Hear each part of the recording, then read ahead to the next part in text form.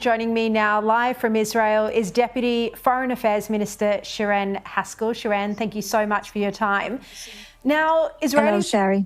Israeli Prime Minister Benjamin Netanyahu has reportedly written to the Israeli President Isaac Herzog and asked for a pardon. Now, this news breaking overnight. Is this likely to happen, and would Netanyahu have to admit guilt before a pardon could be issued? So this is what the president requested, and I don't think it's very likely.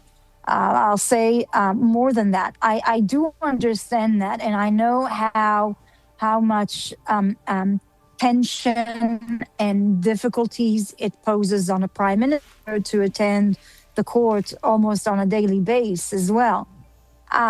But I have to say, on an internal manner like that, Netanyahu's trial, when it is finished, whether he win or lose, I believe it's a win-win situation.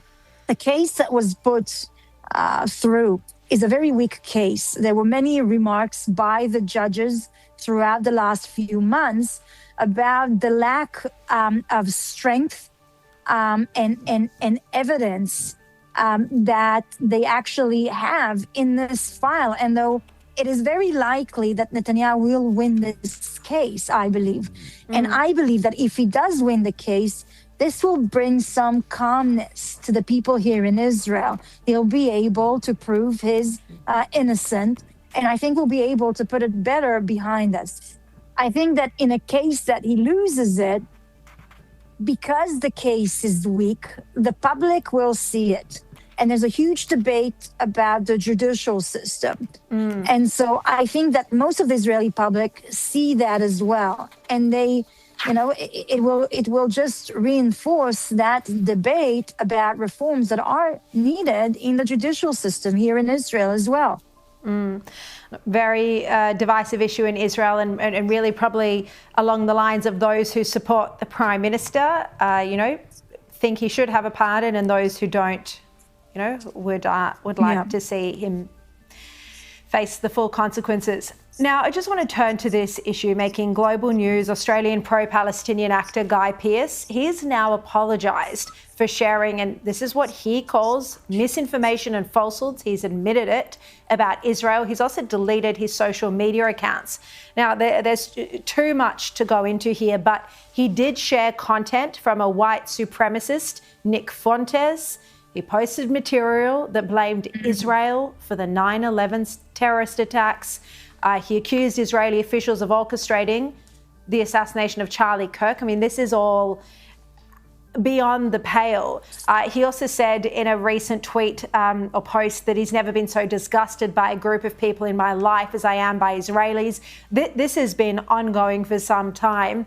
Eventually, he's acknowledged he's posted misinformation and he's deleted his accounts. How damaging is someone who shares this sort of content, to such a large following? Well, first of all, there's an explosion already of anti-Semitism spreading across the globe. I think that when celebrities irresponsibly are sharing those blood libels, the exact fabrications and stories to try and demonize Jews, Israelis, and Jews in general, it's extremely damaging. It's extremely damaging because many people look up to them. Many people take their word as a credible fact.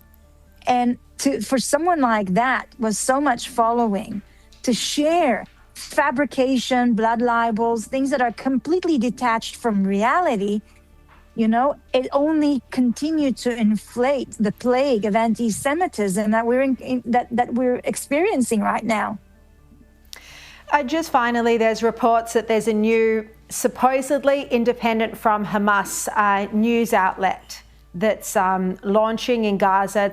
At least it's launching its English version. This is called, I don't know how to pronounce this, but Jusaw News. Sharon, we've spoken often about the bias of media reporting from Gaza, controlled by Hamas.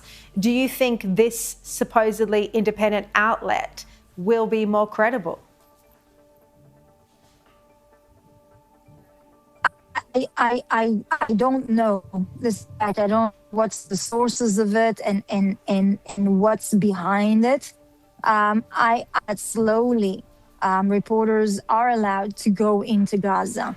I have a lot of concerns for their security, whether they will be walking free in those streets, experiencing or meeting Hamas officials.